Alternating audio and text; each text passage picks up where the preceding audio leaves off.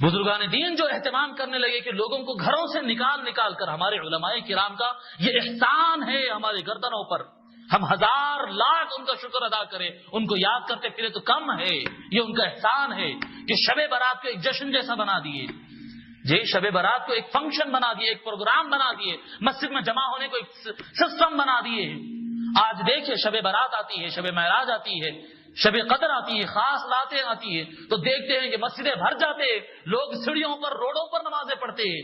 یہ ان کا احسان ہے کہ جو سال میں کبھی نماز پڑھنے رات کو نہیں اٹھ سکتا ہے، ان کے لیے نماز پڑھنے کے راستے فراہم کر دیے، نماز پڑھنے کے راستے فراہم کر دیے۔ اب اس کو کہنا بدعت ہے، رات کو اٹھ کر عبادت کرنا یہ تو اولیاء کی صفت ہے، بزرگان دین کی صفت ہے۔ رات میں اور مسجد میں آ کے نماز پڑھنے سے نماز کے درجات کئی گنا بڑھ جاتے ہیں، آپ کو تو معلوم ہے۔ بھئی گھر کی نماز افضل یا مسجد کی نماز افضل؟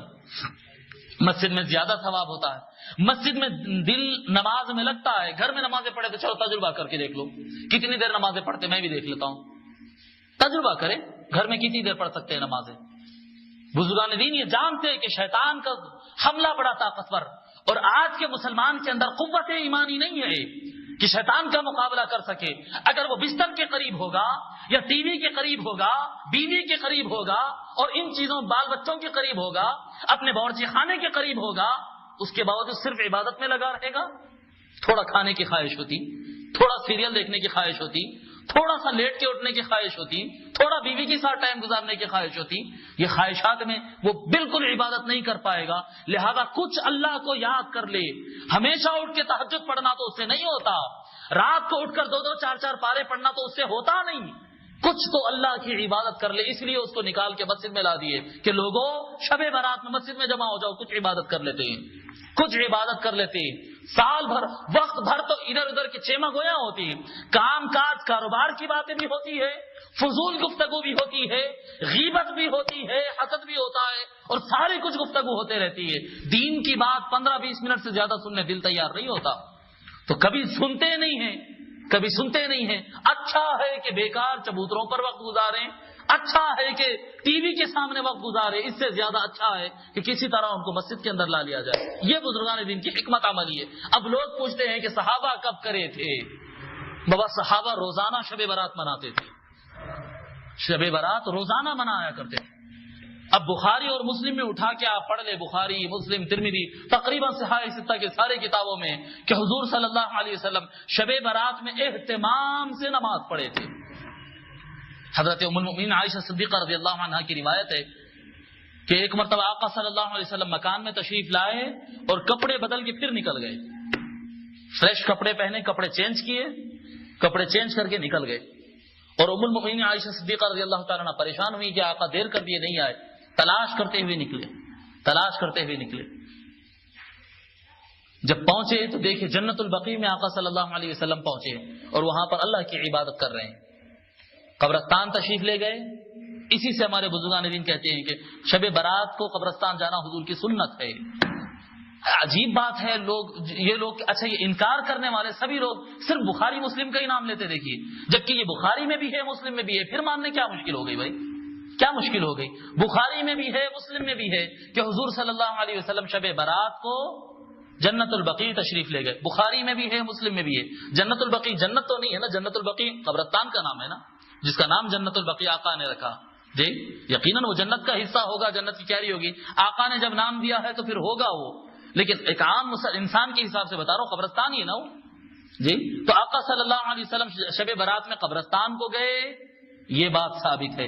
پھر آقا صلی اللہ علیہ وسلم نماز پڑھے، احادیث میں آقا صلی اللہ علیہ وسلم نماز پڑھے اور نماز پڑھ کے سجدے میں گئے، اس کی تفصیلات اور بھی روایتوں میں ملتے، اور اتنا لمبا سجدہ کیے ام المؤمنین عائشہ صدیقہ رضی اللہ تعالیٰ عنہ کو ہول ہونے لگ گئی، دیکھے کہ اب نماز ختم کرے تو اب گفتگو کریں گے، پوچھیں گے کیا بات ہے یا رسول اللہ، ادھر آ گئے پوچھنے کے لیے ٹھہرے ہوئے ہیں۔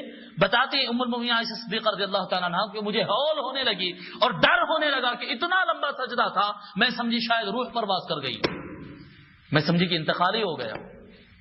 اتنا میں پریشان ہونے لگی، بہت دیر ہونے لگی. تو روایت میں آتا ہے کہ ام المؤمنین عائشہ صدیقہ رضی اللہ تعالیٰ عنہ آگے بڑھ کر حضور کے قدم مبارک کو چھوتے. حضور سجدے میں ہی ہے، جو سجدے میں چلے گئے تو چلے گئے.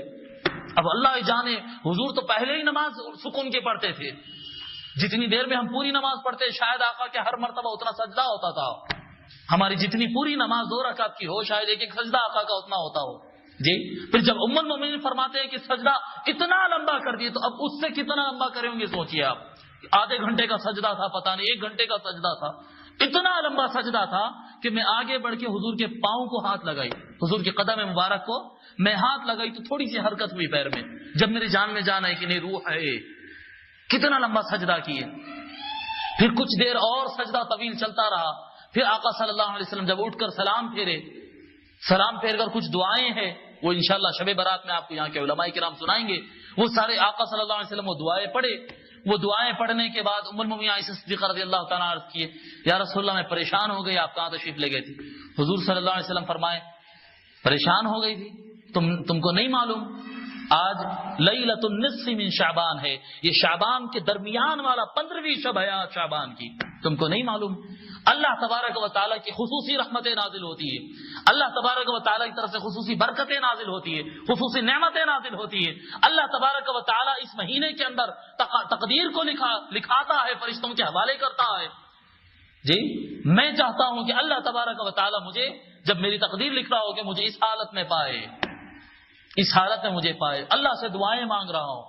جی حضور صلی اللہ علیہ وسلم ارشاد فرمائے شعبان و شہری، شعبان میرا مہینہ ہے.